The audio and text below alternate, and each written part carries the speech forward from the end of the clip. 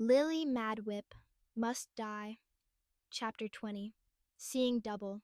Again. I don't want to die. I know sometimes I act like I do. Sometimes I might even say I do. But I don't really mean it. What I really mean is that I want things to be different. Like, I want to eat pizza for dinner. Not tuna noodle casserole with those weird spirally noodles and Velveeta cheese microwaved onto it. I'll still eat it, even though it feels like slugs in my mouth and tastes like vomit, because I know if I don't, it'll be waiting for me in the morning, and I'll be expected to have it for breakfast. But I'll say, I wish I was dead so my mom and dad understand just how much I hate tuna noodle casserole. I don't know what tuna noodle casserole is, says Duma.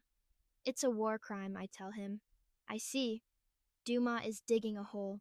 His scythe thingy apparently is like a Swiss army scythe and can just snap shut and then snap open in the form of a shovel.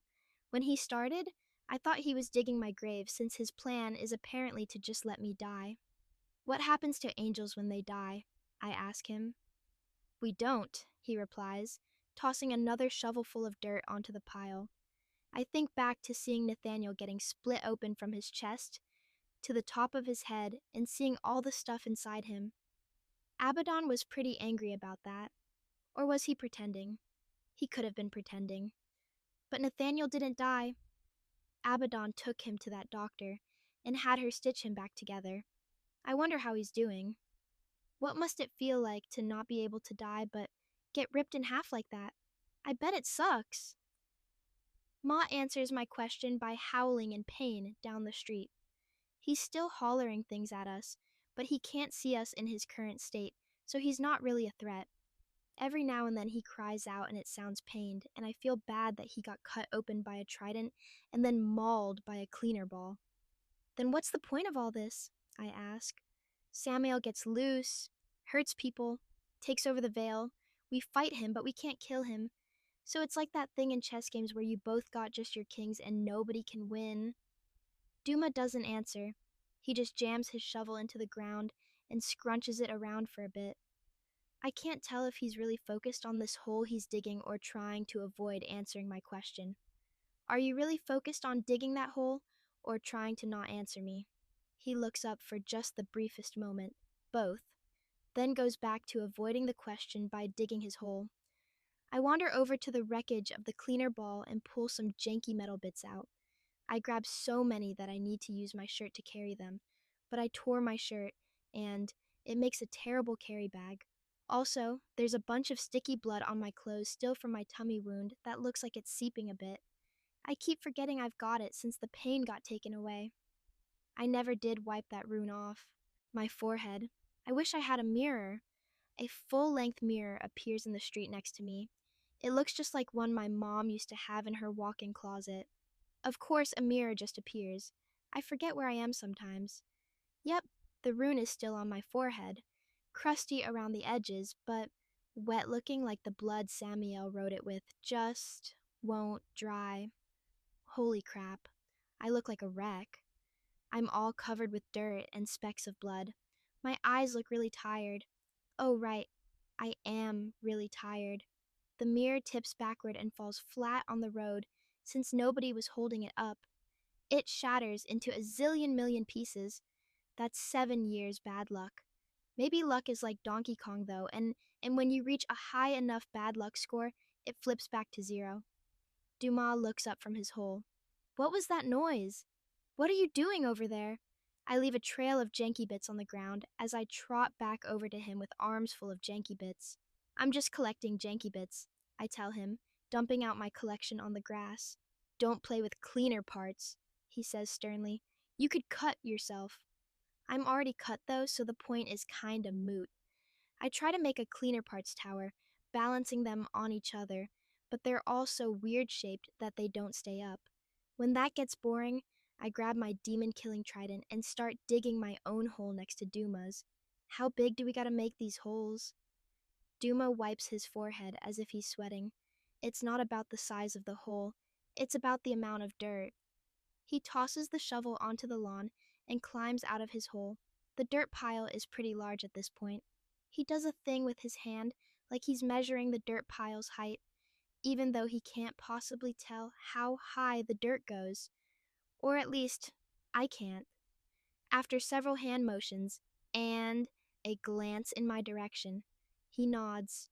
This should about do it. Do what? This trident is terrible for digging. He picks up his shovel, snickersnacks it back into a little thing, and tucks it away in his robe. Then he starts grabbing handfuls of the dirt at the top of the pile and mashing them together. He grabs some more and mashes that in too. After several handfuls of mash, he rubs the sides with his bony hands and smooths it out. I think he's making like the dirt equivalent of a snowman. A dirt man. I step out of my very shallow trident hole. Do you want me to get some sticks for the arms? I ask him. He doesn't look up. What? Number. This won't look believable if we give it stick arms.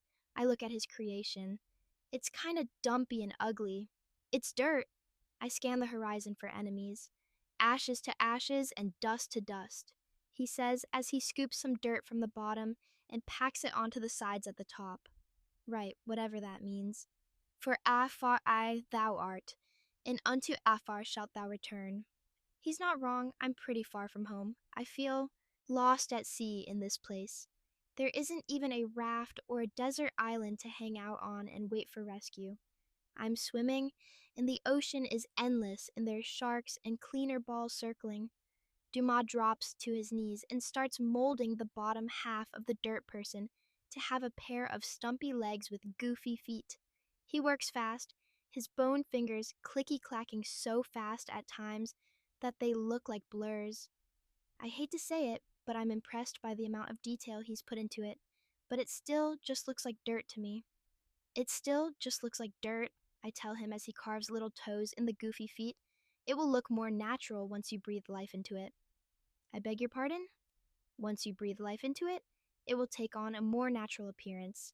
He finally looks up at me with his empty eye sockets. It is you, after all. That thing is me? That lumpy dirt pile? It's barely even my height. There's no face on it, no hair on its head. It's not even wearing any clothes.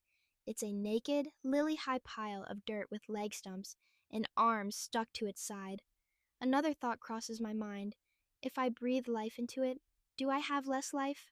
Of course not, he replies. Your soul is a nearly endless font of life-giving energy.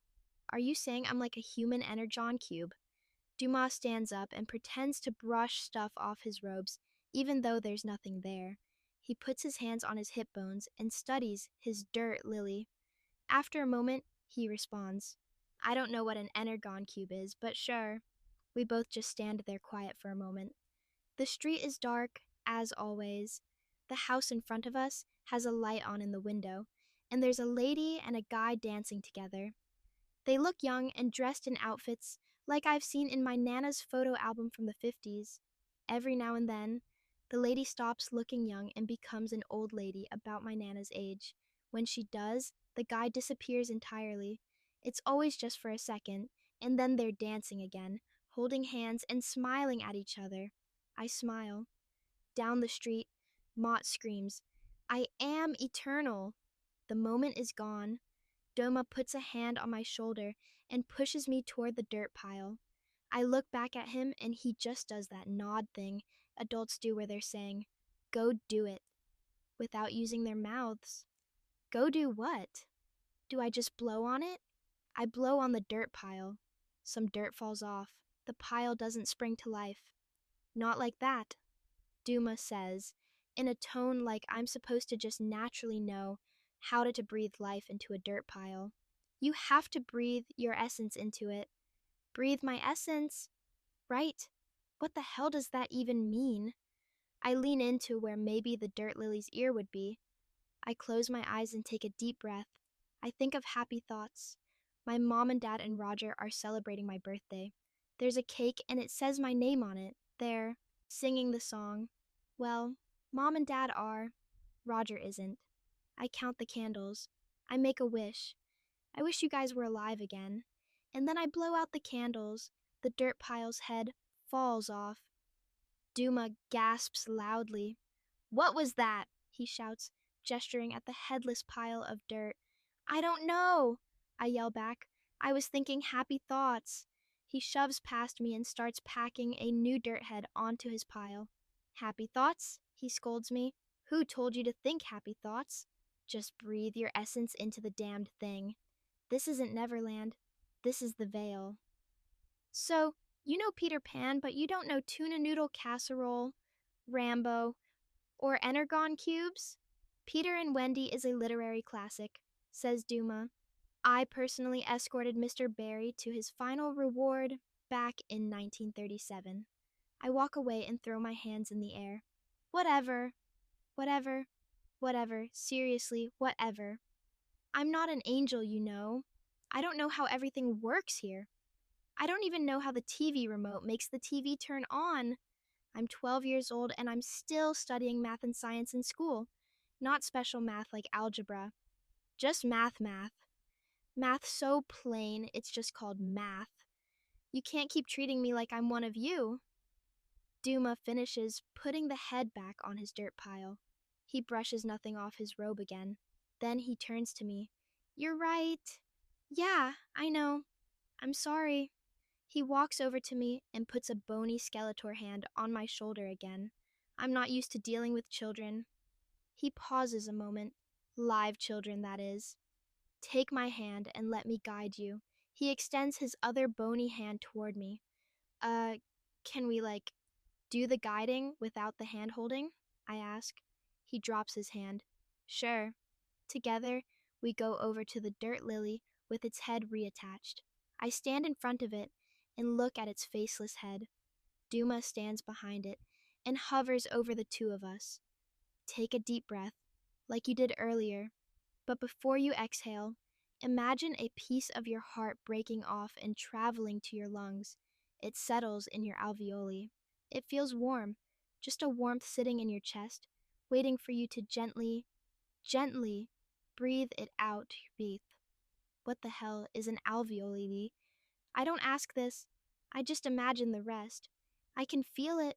Like a chip of stone, a piece of my heart goes up into my lungs. It stings. I feel dizzy. Maybe I'm holding my breath too long.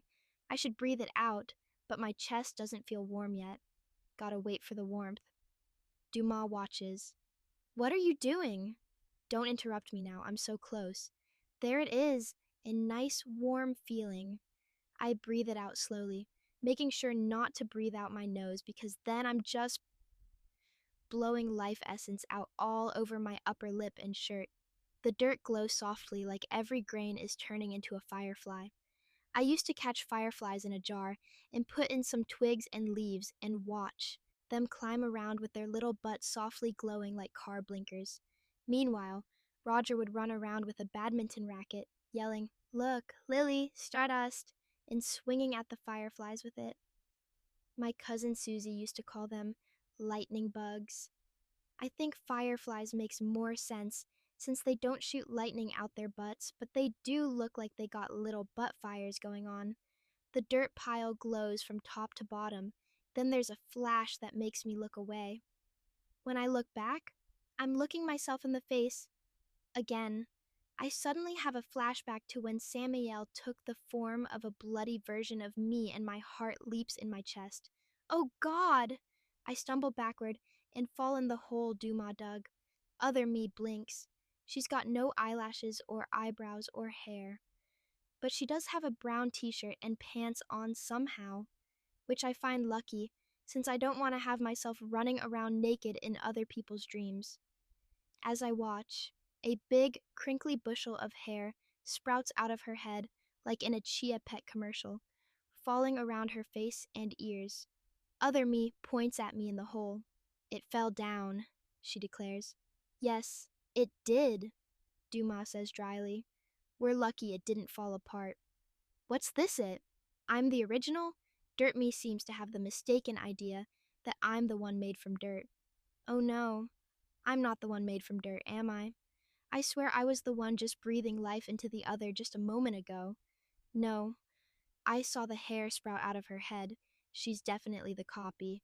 Does she not realize she's the copy? Hey! I yell at Dirt Me. Don't get confused. You're the fake Lily. Dirt Lily gets a puzzled expression on her face. She feels her cheek where the scar we got from a knife fight with Lisa Welch is. It's actually there. I feel my cheek too. I'm pretty sure I feel a scar. Oh, but she doesn't have the mark from Samael on her forehead. Ha, I point at her. You don't have Samael's mark. She feels her forehead. Then she quickly turns to Duma. Which one of us is the real Lily? He shrugs. You're both real. I get up and brush myself off. Unlike Duma, I actually get dirt on me for some reason. My butt is sore. I hope I didn't bruise my tailbone. I heard if you break your tailbone, they gotta put you down like a horse with a broken leg, or Old Yeller with rabies. Are you being intentionally unhelpful? Other Me asks him. I was about to ask him the same thing. Or are you just being Dumas? I finish our thought. Other Me looks at me and nods. I feel kinda creeped out by it. She was just a pile of dirt being molded like clay, just moments ago. You're both real, he repeats. You, he points at Other Me, were given life just now, but you are still Lillian Alexandra Madwhip. He glances down at me in the hole. And so are you. Well, what happens if she dies? I ask. I climb out of my grave. That is actually in some ways the place of my birth rather than my death. Don't think too hard on it, Lily. Your head may still explode. When you die, Duma says, emphasizing the word when. It will appear to Samael and Abaddon as if your soul goes the route of all souls. But at a certain point, the assembly will recognize that this isn't a true soul and disperse your energy into the void where it collects and is used in the formation of new life down the line. He runs a finger bone across his forehead bone. At least, that's the way I believe it should work. You could very well end up reaching the judgment line with the rest and be summarily judged. What happens if I'm judged? I'm not sure which of us asks that. Other Me offers me her hand to stand up with. Her hands are clean, mine aren't, and yet one of us was literal dirt, and one of us wasn't. How is the dirt one cleaner than the not dirt one?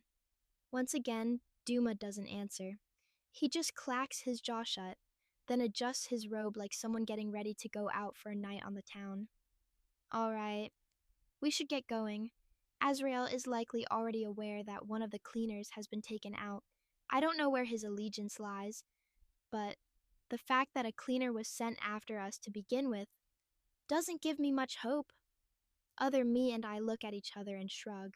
I almost want to ask her if she knows what he's talking about, but she's me, so I know she doesn't.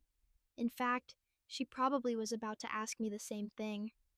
As if this is all perfectly normal, the three of us walk down the dark street in the opposite direction of Mott, who continues to shout and drag himself around in his own innards. Just the angel of death and silence, me, and my dirt copy. Yes, sir, perfectly normal.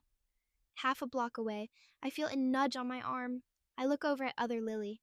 Hey, she whispers, I'm still not okay with the whole dying thing.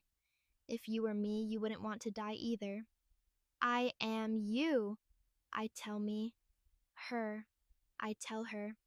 We stop together and watch Duma slowly shuffle along, and I don't. Want to die, that is. Here, maybe this will make you feel better. I dip my finger in the still leaky stab wound from the cow pitcher and get some blood on it. I had intended to use it earlier to smudge the rune off my forehead at the risk of my whole head melting, but now I use it to draw what I remember seeing from that moment, with the mirror on Other Me's forehead. It doesn't burn or glow or anything when I'm done, so I can't tell if it actually is the same rune or a rune at all. My memories of runes and how they work feels like it's fading, kinda like memories of TV shows I watched when I was 7. Other Me figures out what I'm doing. Thanks, she says when I'm done, but doesn't that just mean I won't feel pain? I'm still, you know, killable. I don't know what anything means anymore. Me, neither. Come along, you two, Duma calls when he realizes we're not right behind him. There's a nexus at the end of every road here.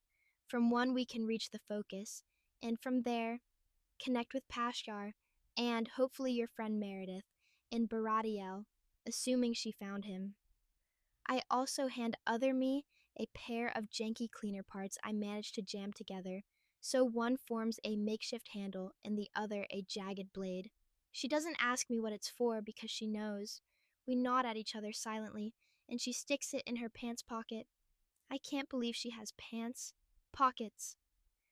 If anything gives away that she's not really me, it's going to be that she's got pants with actual pockets that can hold things like janky cleaner parts jammed into the shape of a knife. I am so dead. We, says Other Me, we are so dead. Right.